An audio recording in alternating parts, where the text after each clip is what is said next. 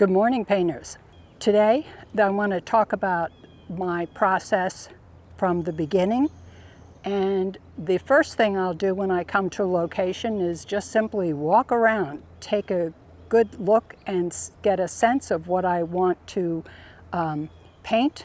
I use my viewers.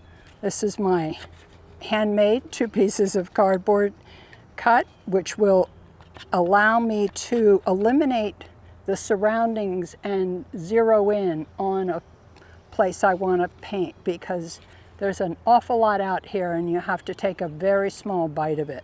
The second thing I do, which I've already done to save some time, was begin actually yesterday, and I came and I did some value studies. I ended up with 2 shapes in my process of figuring out which one I really wanted to use and set up. And until you give yourself the time to really play and work on your composition and design, it will save you tons of time, and it really is the crucial step in having a successful painting. As you can see, there are absolutely no details. These are just value shapes. 3 values: light, medium tone, and dark. And that is really the basic of any good design. I chose the vertical format because I was enjoying the fact that this was like a picture within a picture, narrowing in the distant Lieutenant River as it turns on its bend. The second thing I do, also quite small, is a color study. I keep my values the same. I'm careful and watch it, and I probably change this at least a half dozen times, moving, changing value, changing shapes a little bit, tweaking it up. This is where I solve problems in terms of space and shapes and values here. Here's where I solve problems in color. And allow yourself to make slight variations on what you see for the benefit of your work. There are lots of times where I will get this far or that far and turn around and make corrections with my back to what I'm looking at, because then I am focusing on what's the best composition and I don't have the power of what I'm looking at to take charge on this. So once this color study is worked out, the second set is to start doing the painting. And that begins with an underpainting.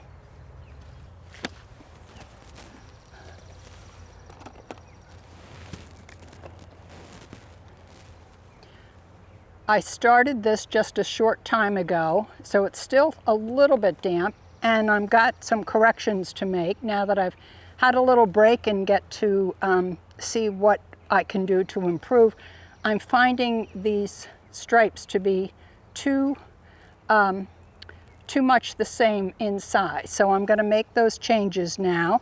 I've got my color study and my value study here so I can keep checking that. The forecast was for pure sun and no clouds, and the clouds have rolled in, but it doesn't matter because I've got my shadow shapes, I've got my color study, I've got my value drawing. Always, there are things that happen. So I'm going to make those corrections in this value study, this underpainting right now, and then when I mix the paints for this, I will pretty much follow the values that I've set forth. This is just a basic, just a plain old burnt sienna or transparent red oxide that I use. Today it's the transparent red oxide. Its components allow it to paint dry really quickly. So it's great to use as an underpainting, but also there's so much green and blue that are out in the landscape that I'm looking at that this dark reddish tone will give me a good color vibration under all those greens and blues. So here goes. I'm never without my drawing pencil. What I want to do is increase the size of these bushes in the foreground and shorten the grasses here. I also want to make a better angle going away up the river, so they'll accomplish both at the same time.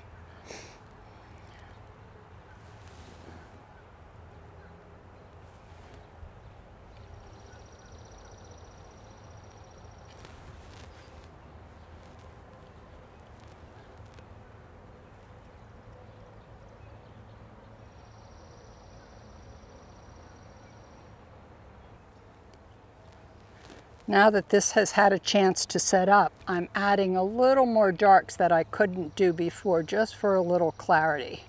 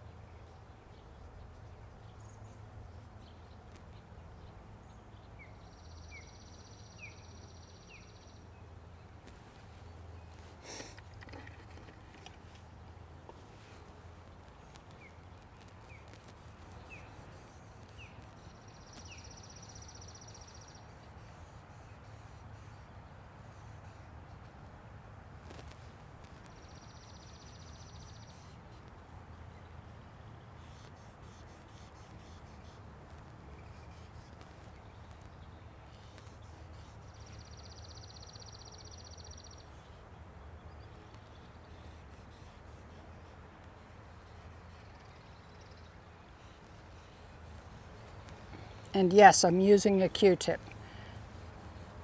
Adding and subtracting are just as important.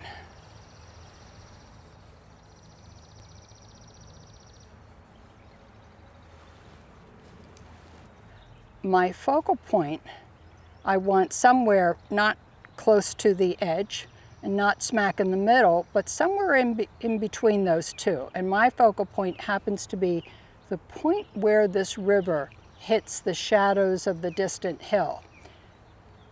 And your eye will follow up toward that. And I'll use whatever tools I can to push the eye there as well. You'll see the branches going, pointing at that. I'll put some more bushes, leaves heading that way. Whatever seems to help send the eye in that direction. So let me step back now and take a look and see what I need to fix.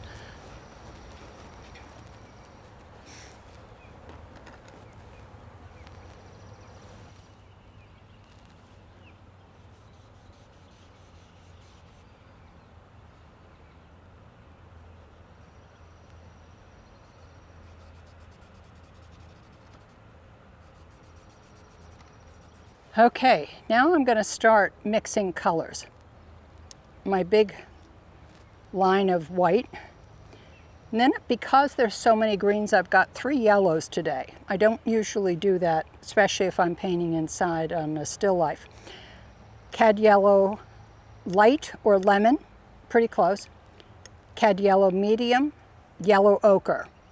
The next thing you see is an orange. I've mixed my secondary colors. I know you can get them ready out of the tube, but I like the harmony created by mixing the 3 primaries that I've got. Cad yellow light mixed with cad red light and a little alizarin to get a mellow orange.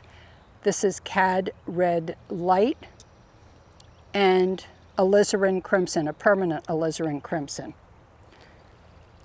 Ultramarine blue,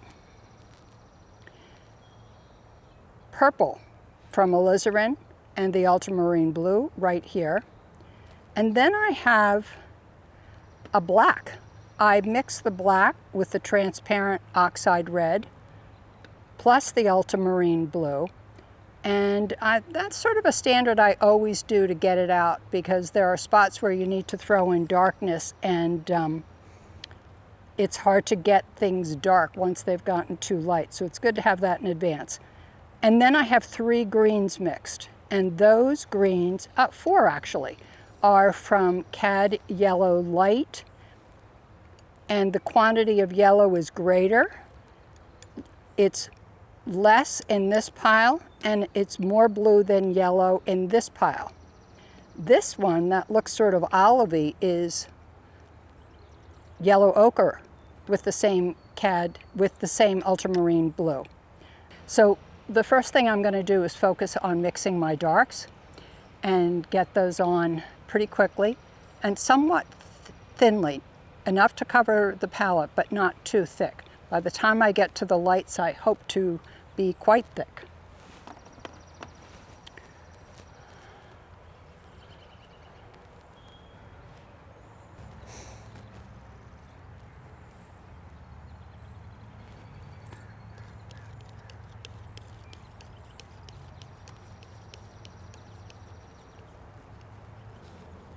I took my dark green and dulled it and darkened it even more with a little alizarin crimson. Sometimes I'll do the same with some of the purple that I mixed.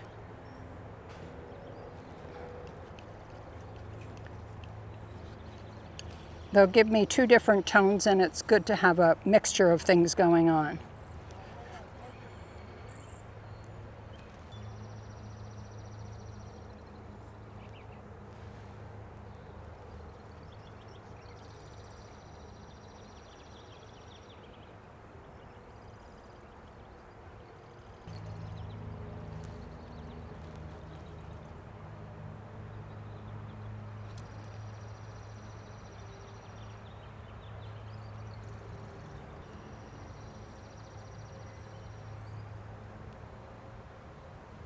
So that's probably my absolute darkest dark. And I literally crawl up, I've got one here, crawl up the value scale, starting with my very darkest dark and ending up top.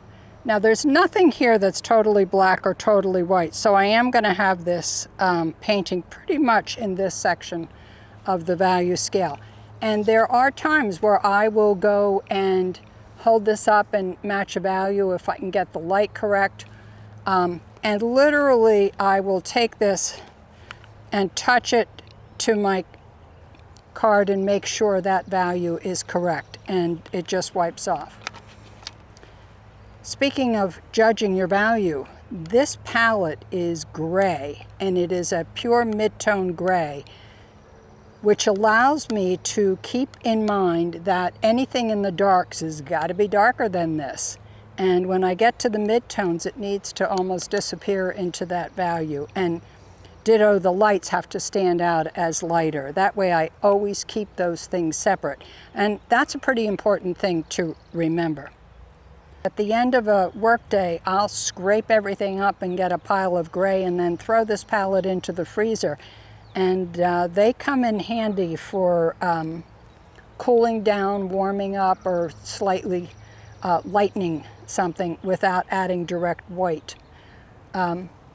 As things raise up from the ground, they're going to start getting a little bit lighter. So I'm going to go into the shadows of these trees right now. I'm using the tiniest dot of solvent because I don't want this to be too watery.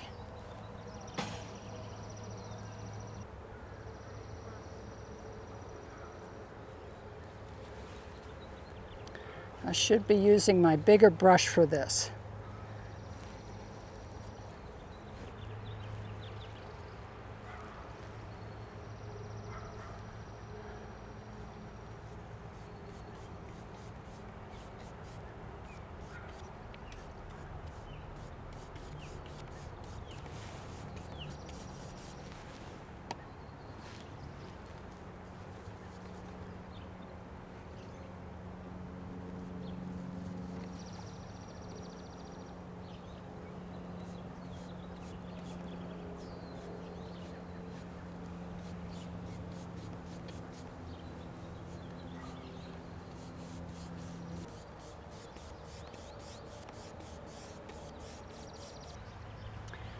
going after this red copper beech, which is a pretty stunning tree over here and has a very dark foliage that then almost turns white in the sunlight, so it's a little tricky, but I'm just worrying about the darks now, and I'll squint to get those dark passages. And you can see this might look like a real mess to you, but I wanted to start out loose and fairly abstract, because if you know my painting, I can get pretty tight by the end, but I don't want to start out tight. I want to be pretty loose.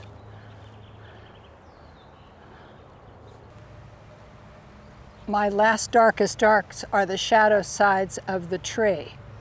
And as I squint down, they're not quite as dark as the darkest part of this heavy foliage, but they are pretty dark. In landscape painting, anything that's vertical to the sun and the sky, the hillside in back, the closer hillside, the grasses, the bushes here, they're always going to be dark. The trees, anything that's a horizontal plane is always going to be a lighter value because it's catching the sun. So even though you see some greenery or grass or whatever, by comparison, when you squint, you'll see it to be considerably lighter.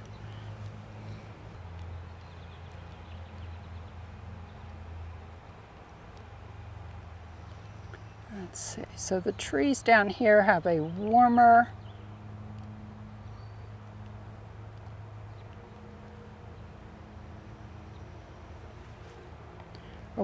tone, and this guy has a much more bluer, almost greenish tone. So I'm going to be putting in this, which is, by the way, if this is my primary focus, this big guy here is really my secondary star.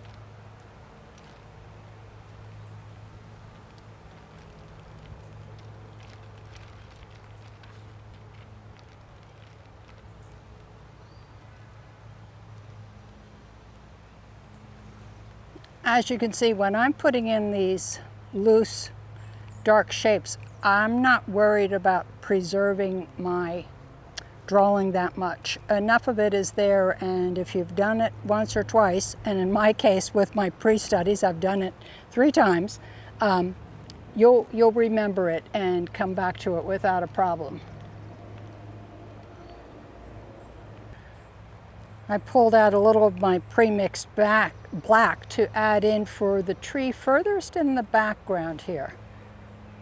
And at this stage, this looks pretty incredibly dark, but using my painting study and my value scale and comparing it with this, I want these to be this dark.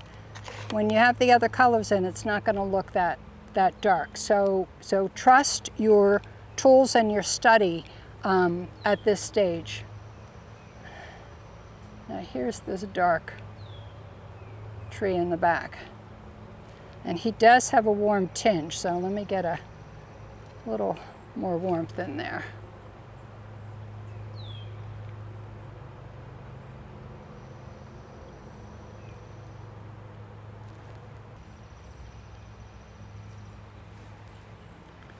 Okay, I'm going to take a step back and see what I've got at this point. I think I have most of my darkest darks in at this point. This is such a huge monumental tree. I do not want to diminish it, so I'm increasing a bit. Okay, I'm now going to start mixing my midtones. And I'll save this into my mud pile at the bottom.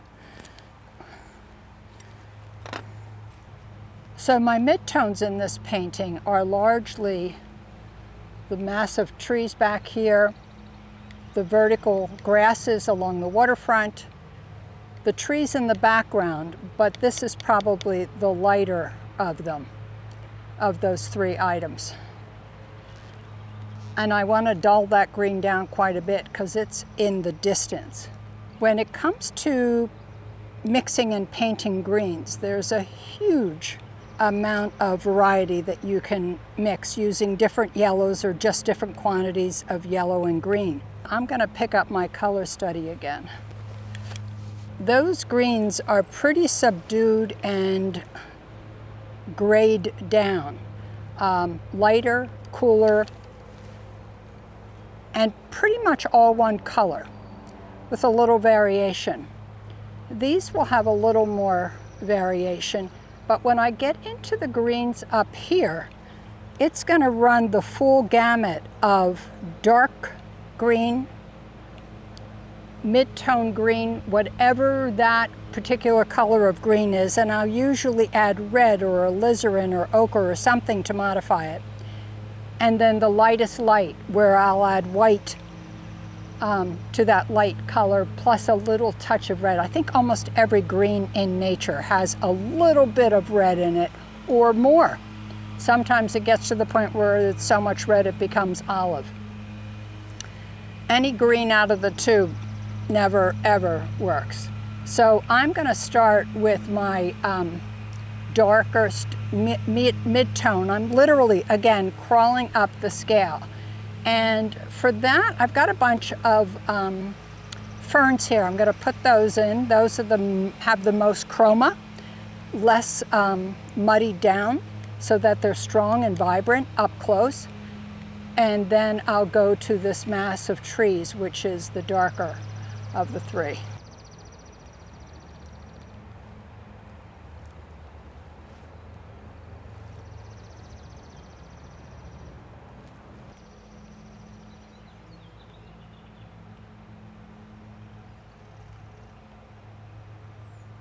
Remember that pile of dark mud?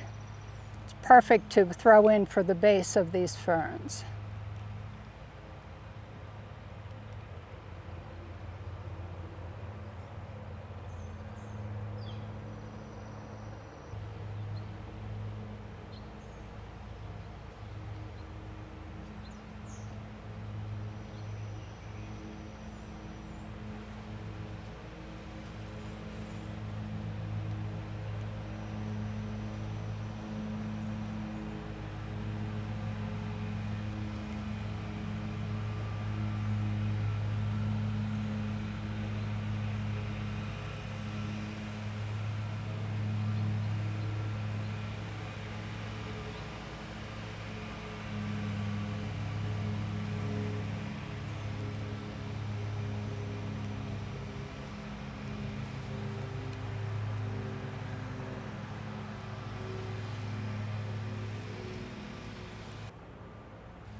So this is coming out of my pile of mud from yesterday, and you can see how dull and grayed green it is compared to what I've been using up front.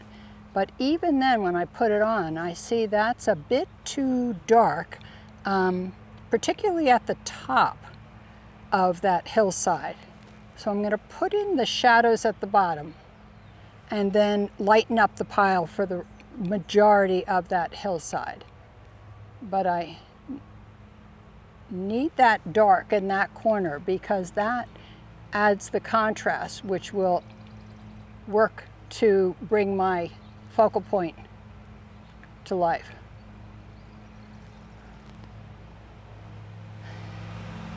So mixing colors is sort of like a train. You'll see things change, change, change, change as I go from sort of a mother pile and work toward my lighter, darker, warmer, cooler version of that.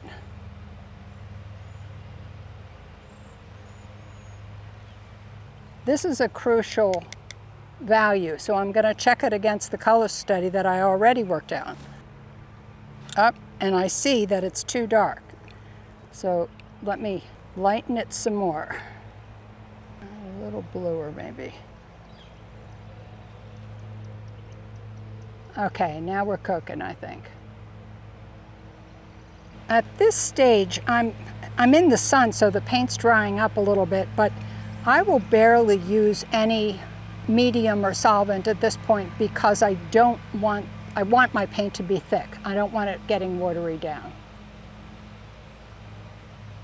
I'm taking out the light shapes on this with my trusty Q-tip because I don't want the light being infiltrated by the foliage that ended up overlapping.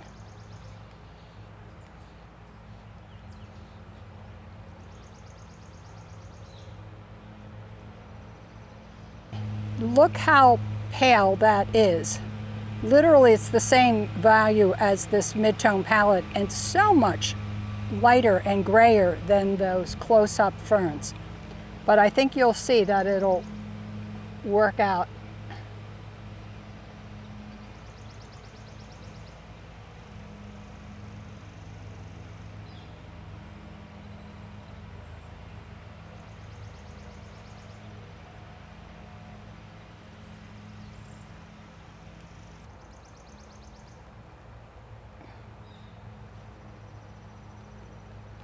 I'm lightening and warming it just a hair across this ridge.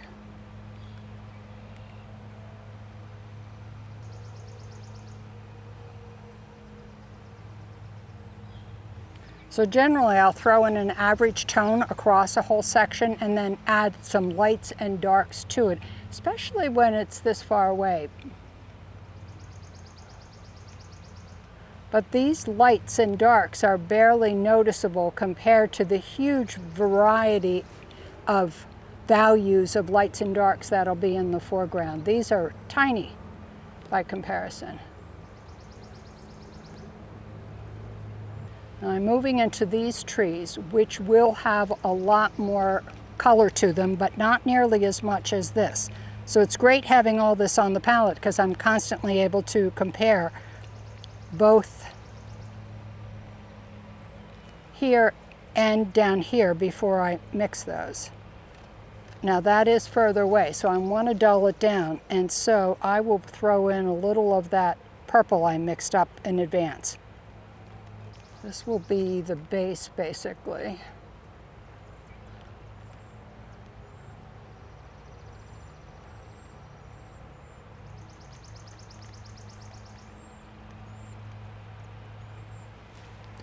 Okay.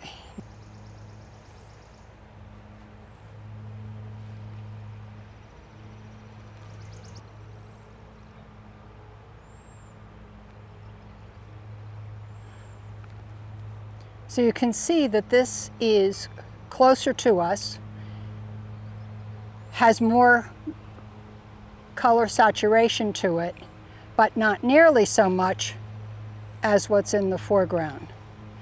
And again, I put a little dark toward the base where it gets in total shadow, and I will add light at the top because as it reaches toward the sky, all the trees and foliage lighten up.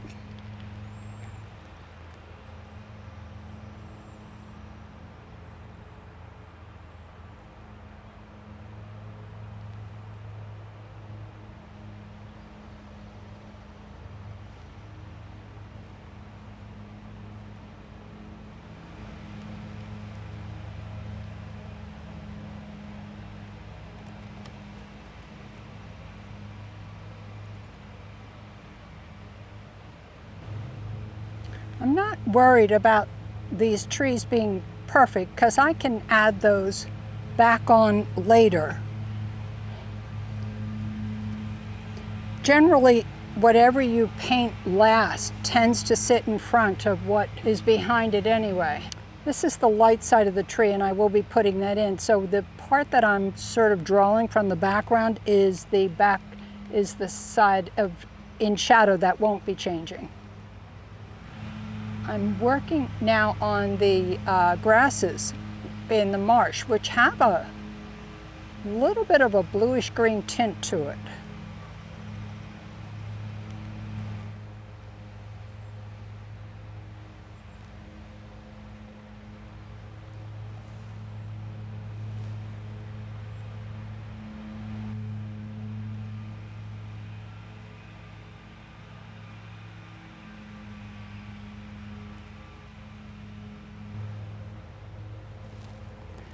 But I don't want to put in all the same exact color, so I'm going to vary this a little bit as I go.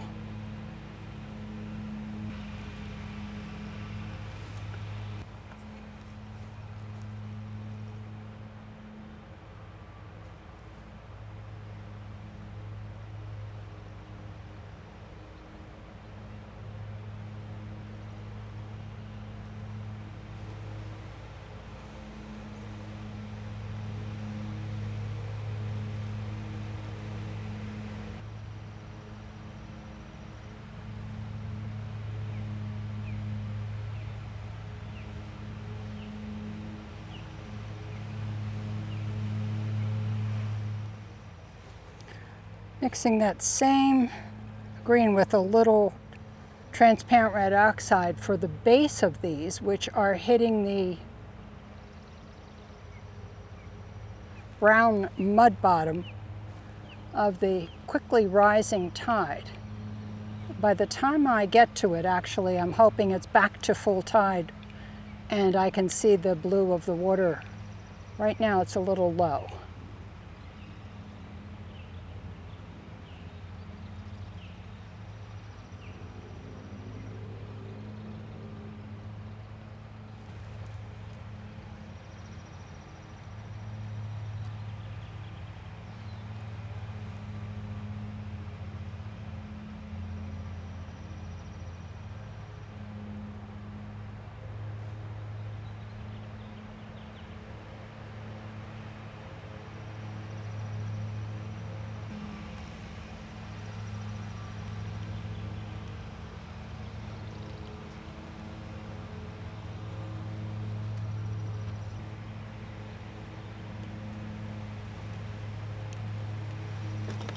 The last thing I'm going to do before I get to the lights are the shadows on the ground.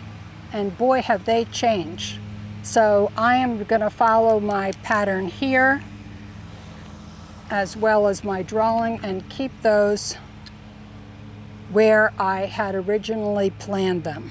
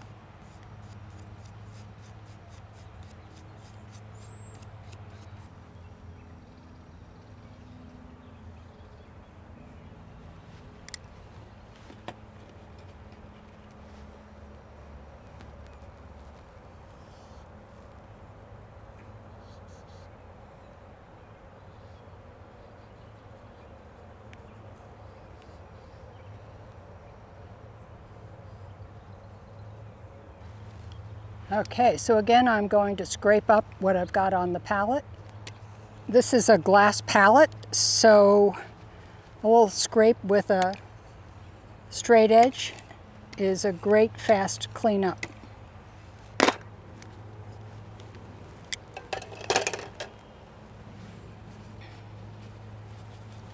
Well, there goes my sun again.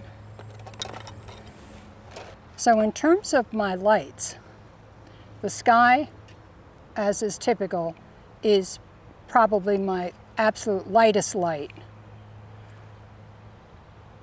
followed by the greens in the distance, the water, and the light of the trees will go from light to darker because they're round and they're going to change.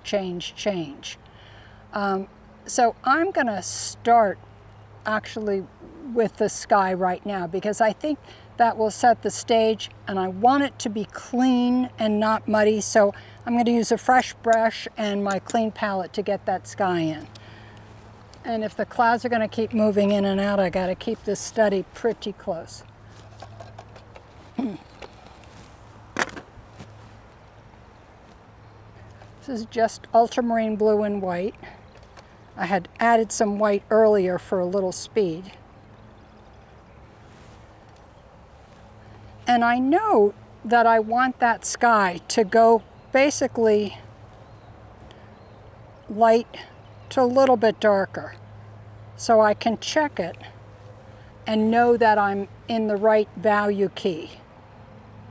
I can also check it against my drawing and my painting. So I'm going to add a little white, and I'm going to add a touch of cad yellow because it is morning and there is some yellow light still streaming along the bottom of the sky.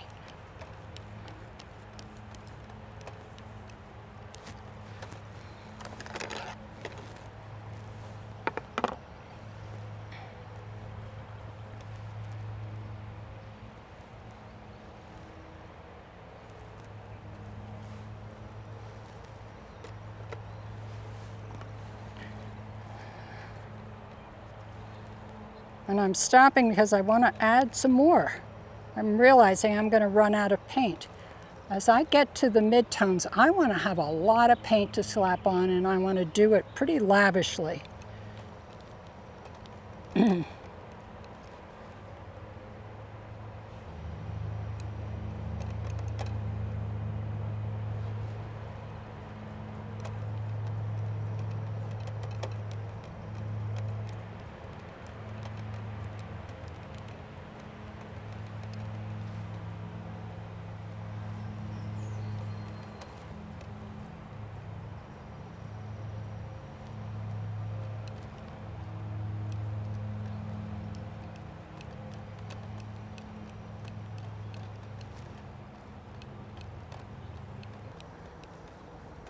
So the darker, almost mid-tone blue is for my sky holes, which in contrast to the super dark, if I put them in as light as this, will come screaming out like white dots.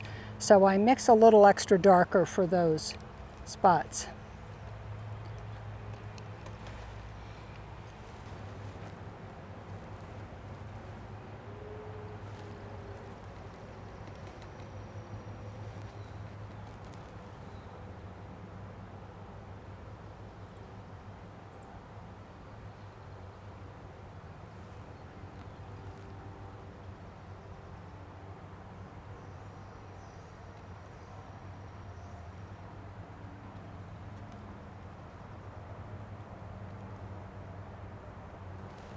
So this, which looked so white, is pretty dark looking on the sky, but I've got to go by this, and you can see that is much the same, knowing that it will look right as I add darker. Since that mountainside is so far away, its edges are going to be pretty soft, and so that it disappears and doesn't catch your eye. So I'm got the blue pretty close to the green hill, but I'm going to merge them a little bit. I picked up a clean brush and I left a little bit of a space between the green and the blue just so that I didn't start dirtying up my clear blue sky.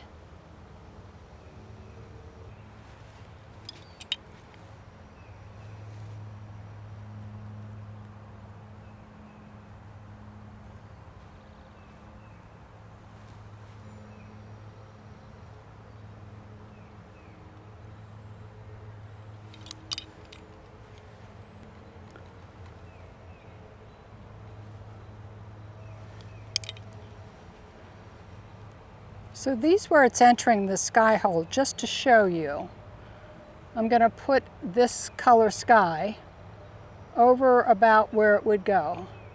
And you see how that screams out almost white. It'll be too eye-catching.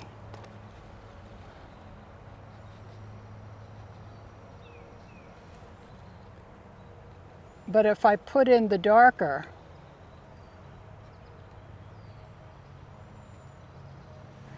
by contrast, it will work much better.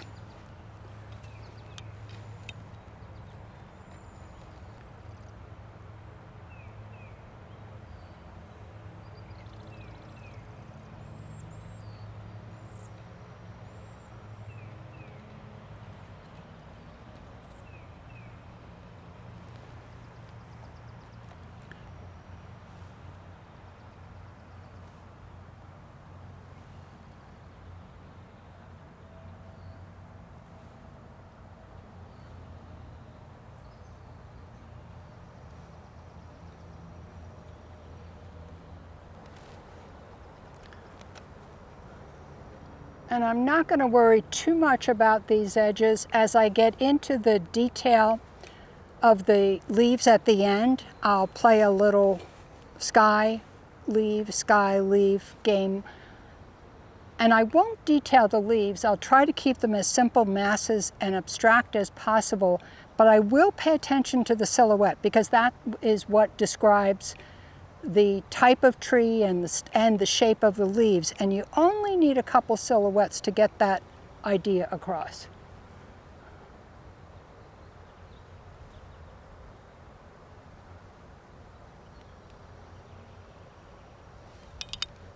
I've got to go to the dark.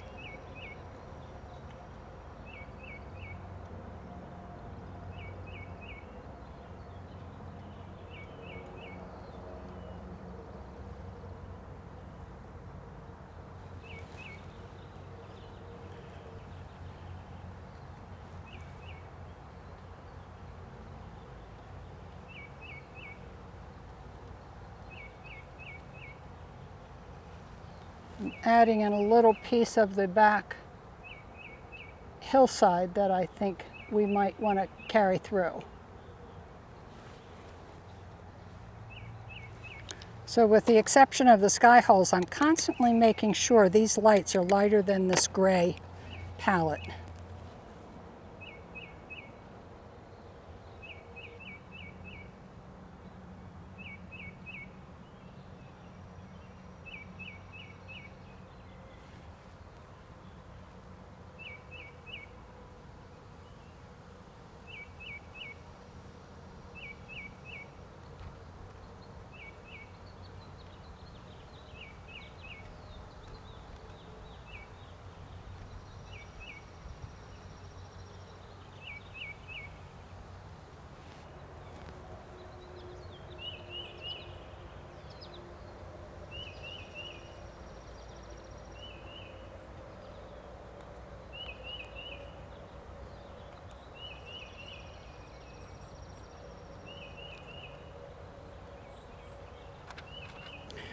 You may notice I'm constantly tweaking my pile of what I'm painting because I don't want this to be like a wall that you painted. It shouldn't be all the same color and or consistency.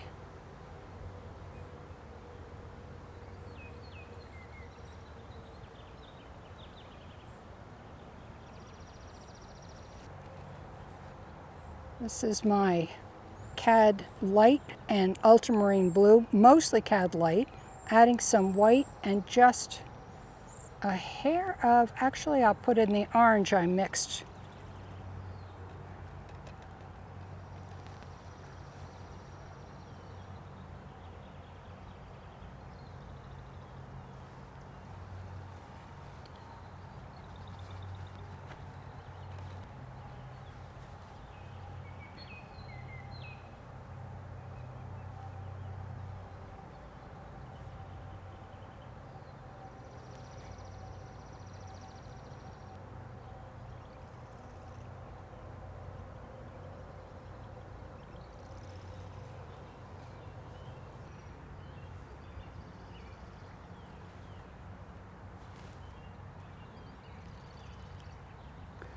Shadows have soft edges, so I'm going to merge these a little bit.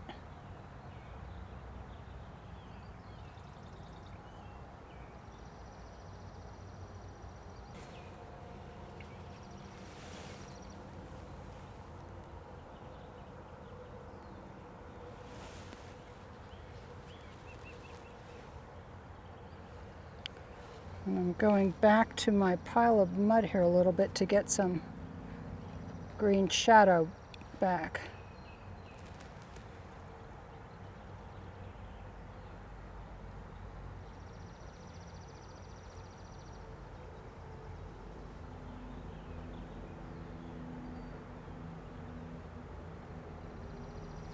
This is quite a hillside down to the river, and I want that to be made apparent.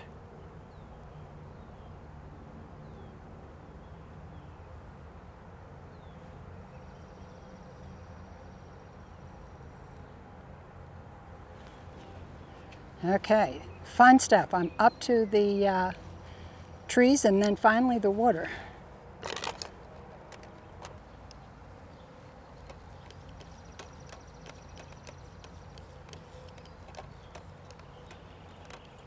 So what I have here is not the lightest part of the tree.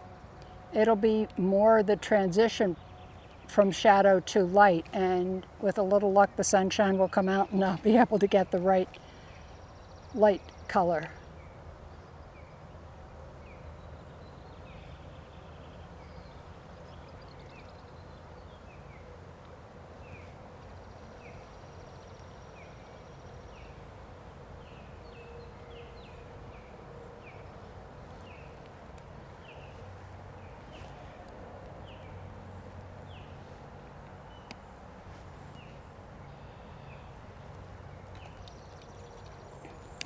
I'm having to rely on this color study more and more as the clouds come in, but it's still working. I'm going to go to this top of these marsh grasses, which are lighter and yellower and warmer than what we have here.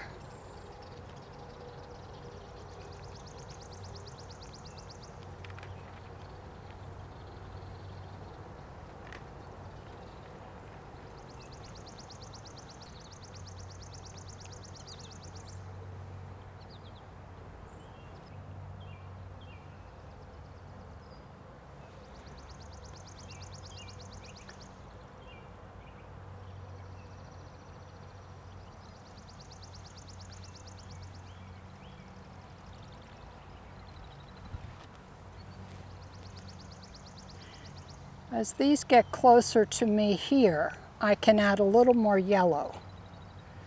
Yellow disappears in the atmosphere, but you can see it closer up.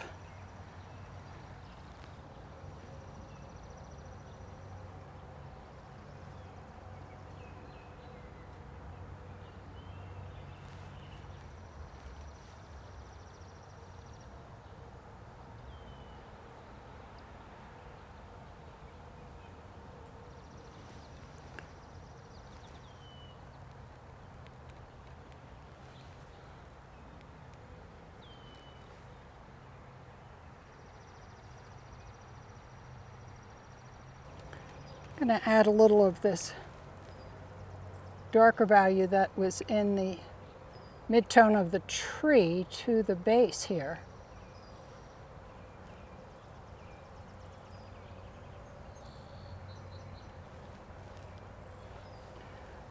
Which is the color of the grasses at the bottom before the mud.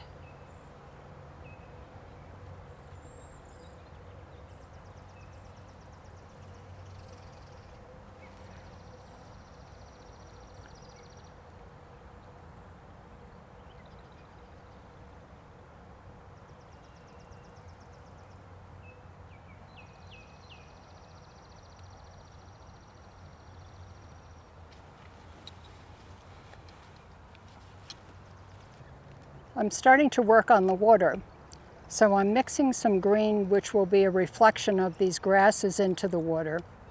A mixture of this blue sky plus the mud of the bottom of the Lieutenant River will make up the color of the water up close. It's going to be a little darker than the sky and a little warmer. And then that one in the distance needs to be a lighter version of this. And hopefully that will jump out and make its mark. Right now it's pretty nice looking out there, and I can clearly see that. The water's very still. There are a few rivulets. As I'm looking at it, because of the way the light is reflected at me, it looks like a series of straight lines that are quite horizontal.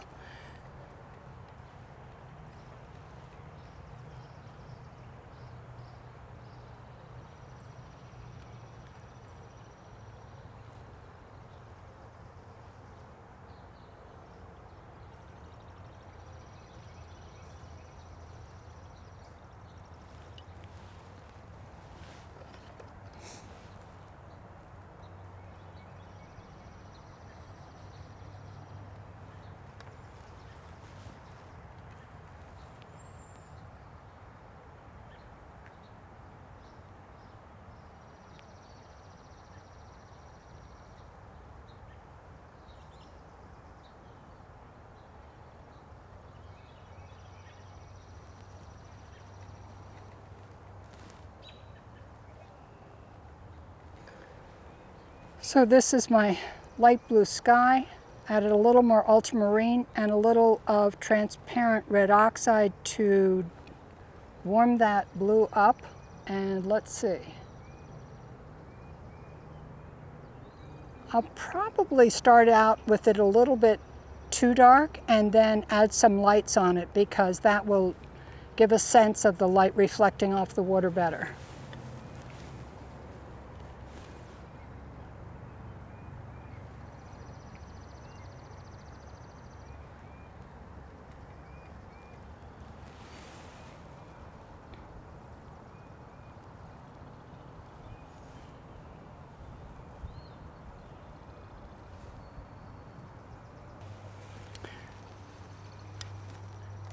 The spot where I check colors is always next to another color, so that I have a good sense of what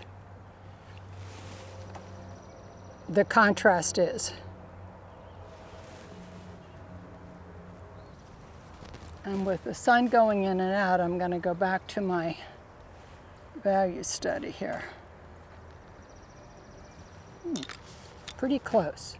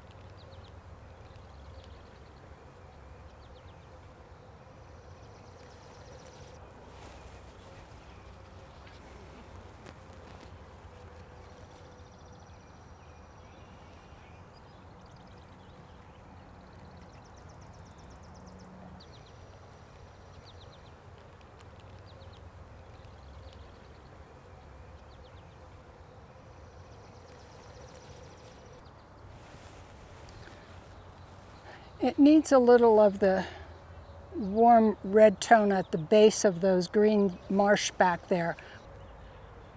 Let's just see.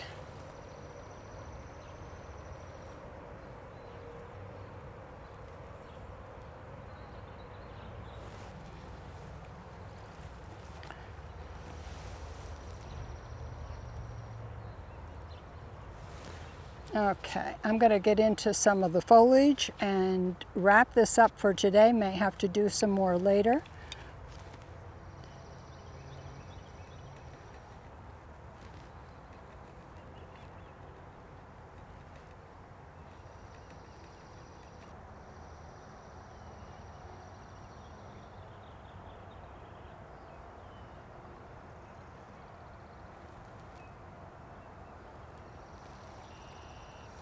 I'm basically taking these big masses of dark and starting to break them up a little bit.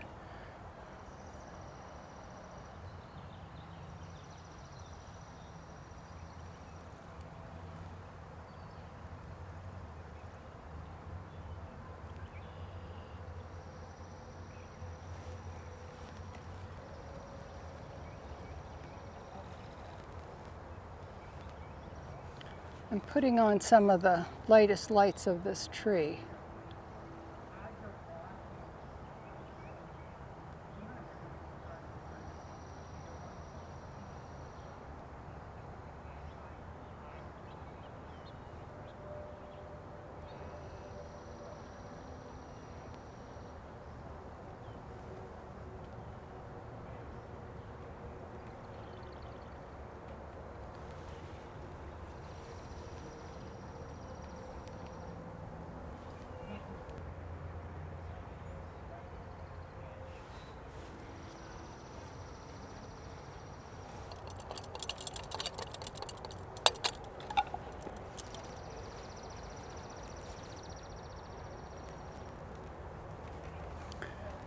I'm moving back to a big brush for these big leaf masses. Because these are by the sky, they merge and they become a more lighter blue or green.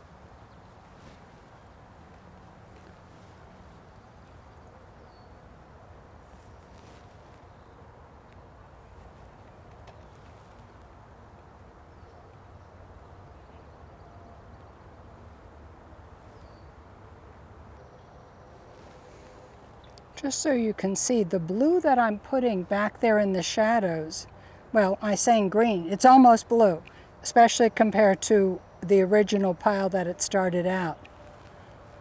And there's some purple added in there. Always some yin and yang.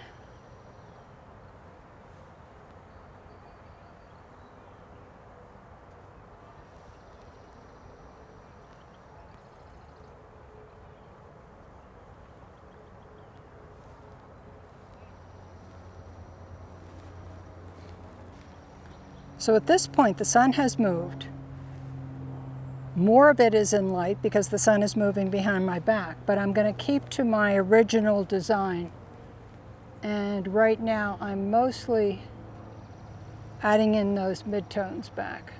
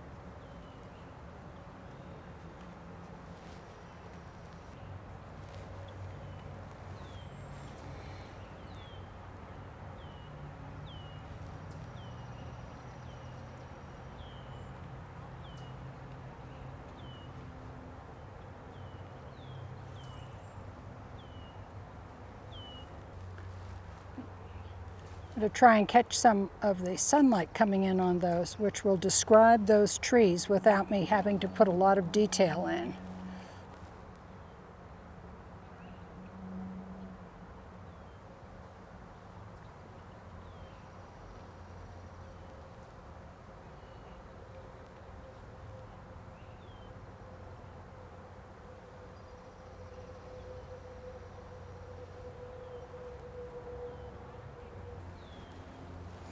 Look at the drasticness between those values. When the light hits, it really jumps out.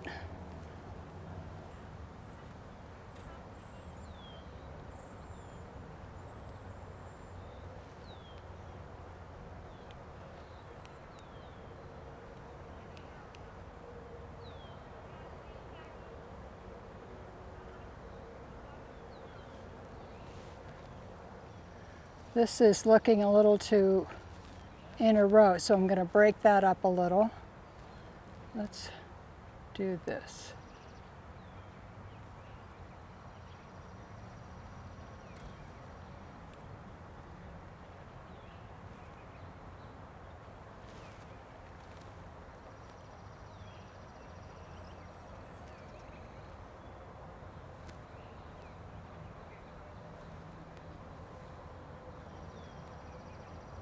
Again, I'm using directions heading down toward my focal point when I can. All right. I think if I get a little of the lights in the red, I'll have the right color and I can finish this up. The day has changed so much, I'll probably end up finishing this tomorrow or in the studio, as long as I've got all my color studies, all my color here, all I need is shape. I'm pretty well covered by clouds and it's hard to see. Let me get some lights in the red, those beautiful red copper leaves.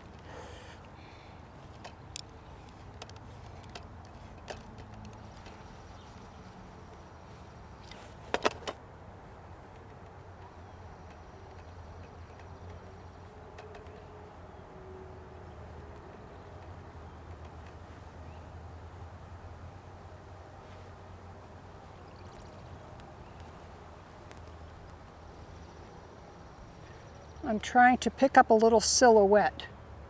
I don't need a lot to get the point across.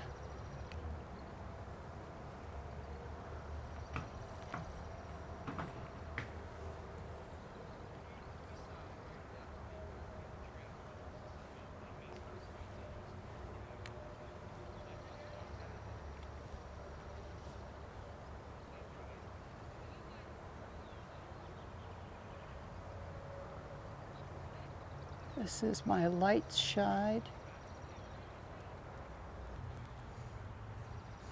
And once again, within that tree, I've always got a few values. As long as the trees are up close, you really see the spread of those values. I've got a big splotch of light coming through here.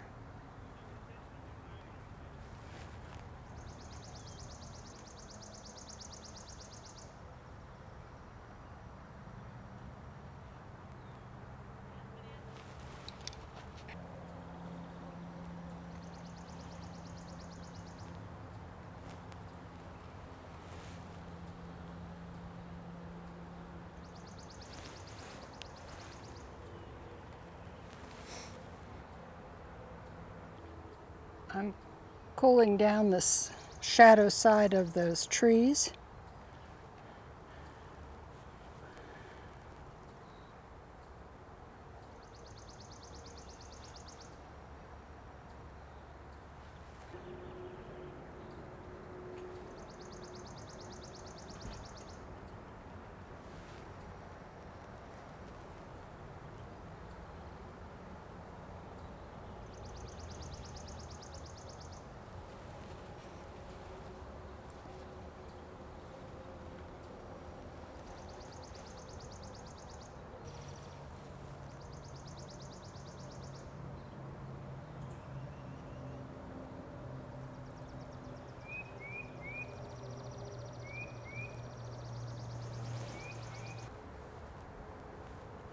I'm trying to achieve some of the lacy look of the trees here. And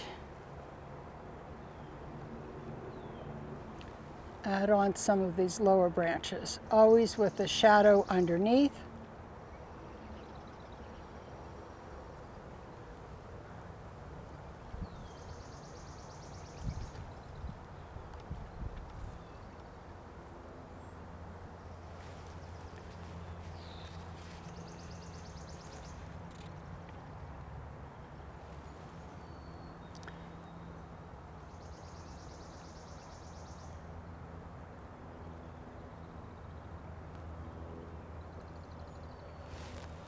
At this low level, these are just catching the sun.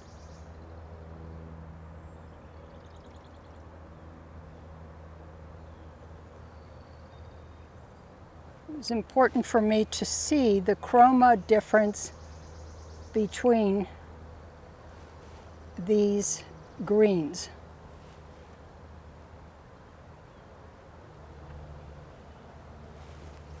And I think with a little integration of this grasses, we can call it a day.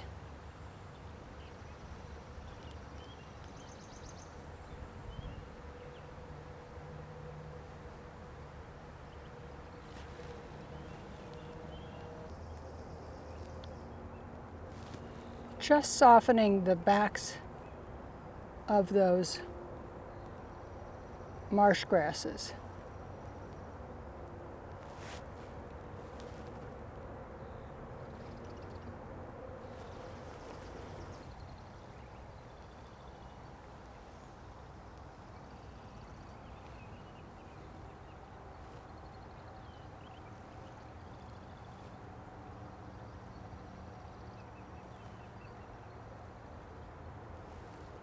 I'm going to wrap it up for today, take a look at it, and probably make some adjustments in a little bit after I've taken a good break from it.